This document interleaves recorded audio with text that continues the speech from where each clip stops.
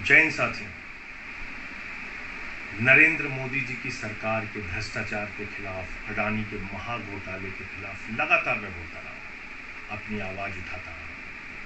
ED में कई शिकायतें भी अडानी के खिलाफ की, उनके घोटाले के खिलाफ की, उस पर कभी कोई कार्रवाई नहीं की। और आज अचानक ईडी मेरे घर पे पहुंच जाती है, दिन भर छापेमारी की, सारी जांच की, सब कुछ खोल डाला, कुछ नहीं निकला। बावजूद इसके जबरन मेरी गिरफ्तारी की जा रही है। लेकिन हम लोग आम आदमी पार्टी के सिपाही हैं। मोदी जी से कहना चाहते हैं, मोदी जी आप चुनाव हार रहे हैं, बुरी तरीके से हार रहे हैं, और ये आपकी हताशा का संकेत है, ये आपकी हार का संकेत है। ये उदाहरण है इस बात का कि एक कायर, एक डरपोक प्रधानमंत्री किस तरीके से जुल्म करके, तानाशाही करके, लोगों को जेल में डाल के चुनाव जीतना चाहता है। लेकिन मैं मोदी जी आपको याद दिलाना चाहता हूँ, जब जब जुल्म बढ़ता है तब तक उसके खिलाफ जनता की आवाज़ बुलंद होती है। मैंने पहले भी कहा है अपने साथियों से, आज फिर दोहरा रहा हूँ, मरना मंजूर है, डरना मंजूर नहीं है। चाहे जितनी यातनाएं मोदी जी दें, नरेंद्र मोदी सरकार के भ्रष्टाचार के खिलाफ, अडानी के महाघोटाले के खिलाफ बोलता रहा हूँ, बोलता रहूँगा। आज दिन भर की छापेमारी में पूरा घर फूट डाला, कुछ नहीं मिला, बावजूद इसकी गिरफ्तारी हो रही है। अभी दुनिया भर की झूठी खबरें प्लांट की जाएंगी, दुनिया भर के झूठे समाचार फैलाए जाएंगे।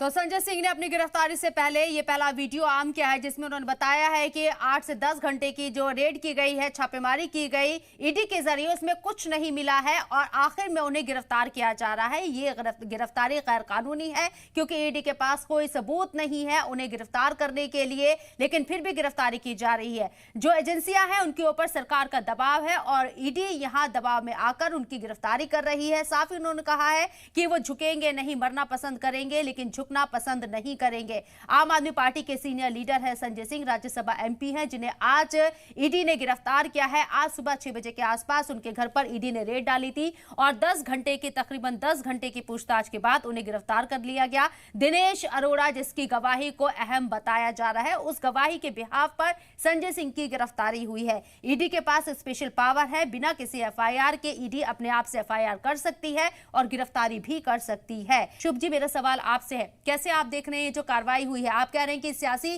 कार्रवाई है, बदला लेने की कार्रवाई है, डराने की कार्रवाई है। ईडी कह रही है कि उसके पास दिनेश अरोड़ा की गवाही है और उसी बिहाफ पर संजय सिंह की गिरफ्तारी।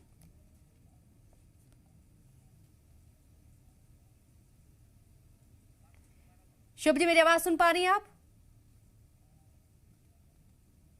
शायद मेरी आवाज आप तक नहीं पहुंच रही है, आऊंगी आपके पास। ये सवाल मैं कांग्रेस से लेती हूँ। शांति स्वरूप जी, आप कैसे देख रहे हैं? कानून के दायरे में, कानून के तहत कार्रवाई हो रही है, सियासी कार्रवाई कैसे?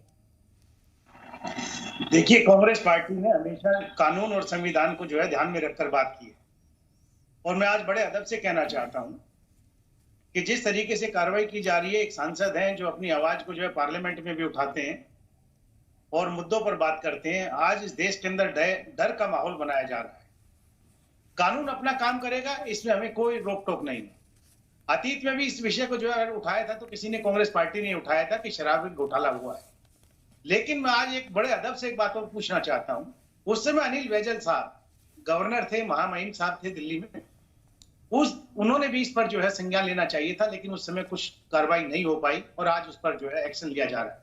मैं कहना चाहता हूं कि जिस तरीके से आज यहाँ पर माहौल देश के अंदर बनाया जा रहा है, ईडी के द्वारा, सीबीआई के द्वारा, इनकम टैक्स के द्वारा, आज जितनी भी संस्थाएं हैं जो कल तक जो है कानून के दायरे में रह के काम करती थी, आज उनको डराने और धमकाने का काम किया जा रहा है। मैं आपके चैनल से एक बात और पूछना चाहता हूं कि आज देश के अंदर जो मुद्दे हैं, उन मुद्दों को जो है गौण किया जा रहा है।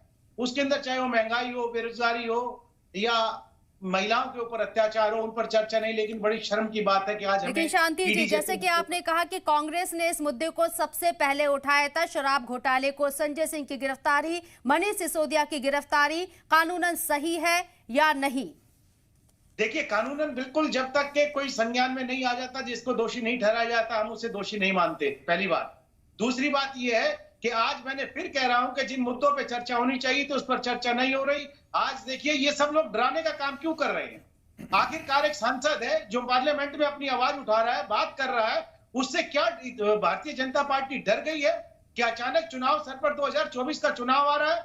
और मुद्दा तो आपने उठाया था सर, सबसे पहले बीजेपी कहती है कि उसने मुद्दा उठाया है, लेकिन कांग्रेस इस मुद्दे का क्रेडिट लेने की कोशिश हमें लगातार करती हुई नजर आई है। हमने देखा है कि शराब घोटाले के लिए आपने आवाज उठाई है। आप मेरी बात पूरी नहीं होने देना चाह रहे। मैं ईडी के विषय पे पूछना चाहता हूं आपके चैनल के माध्यम से कि देखिए, चंद दिनों पहले अजीत पवार जी, ठीक है सर, आऊंगी इस मुद्दे पे आऊंगी। एक एक क्वेश्चन मुझे करने दीजिए, डिबेट ओपन कर लेती हूँ, फिर इस मुद्दे पर भी आऊंगी, महाराष्ट्र का जो जिक्र आप कर रही हैं। मेरा सवाल यहाँ पर शुभ से है। शुभ, मेरी आवाज सुन पा रही हैं आप? शायद मेरे साथ अभी वो विंडो में नहीं है। बीजेपी से सवाल लेना चाहूंगी। वीरेंद्र जी, अगला नंबर किसका? मनोज तिवारी कह रहे हैं कि ये जांच अरविंद केजरीवाल तक पहुंचेगी। अगला नंबर अरविंद केजरीवाल का। देखिए, मैं आपको एक बात कहना चाहता हूँ शबनम जी, जिस प्रकार से जैसे जैसे साक्ष्य प्रमाण सामने आ रहे हैं, सबूत सामने आ रहे हैं, कार्यवाही आगे बढ़ रही है।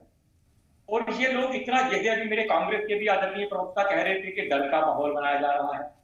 भाई, अगर किसी के खिलाफ कोई जांच हो रही है, इन्वेस्टिगेशन किया जा रहा है, अगर कोई व्यक्ति जो एक्यूज है, जो आरोपी है, वो सरकारी गवाह बनने के बाद ये कहता है, ये माननीय मुख्यमंत्री के निवास पर बैठकर मुख्यमंत्री के सामने, मुख्यमंत्री के इशारे पर संजय सिंह ने मुझे कहा कि 32 करोड़ रुपया आप जो है जमा करवा दीजिए आम आदमी पार्टी के अकाउंट के अंदर, बाकी हम ट्रांजेक्शन की बात कर लेंगे। तो क्या ये छोटी बात है? क्या आप हर चीज को चुनाव से क्यों जोड़ना चाहते हैं? क्या केवल अकेले संजय सिंह ही जो है नरेंद्र मोदी जी के खिलाफ या भारतीय जनता पार्टी की सरकार के खिलाफ बोलते हैं? क्या संसद में और कोई नहीं बोलता? परंतु यदि कोई चोर को बोले, छाछ को बोले, छलनी बोले, जिसने 200 छेद, आप तो खुद जाके चैनल के ऊपर बैठ करके कहते थे कि मेरा नाम चार्जशीट में अगर है तो मुझे गिरफ्तार करो। क्यों नहीं करते गिरफ्तार? दिल्ली के मुख्यमंत्री भी कहते थे गिरफ्तार करो, और दिल्ली के मुख्यमंत्री ने जिसको कट्टर ईमानदार की पदवी दी वो सब आज जेल के अंदर है। और देखिए, ईडी सीबीआई जब सरकारी एजेंसी पे आप सवाल उठाते हैं तो आप कहीं ना कहीं अपने आप पर सवाल उठाते हैं।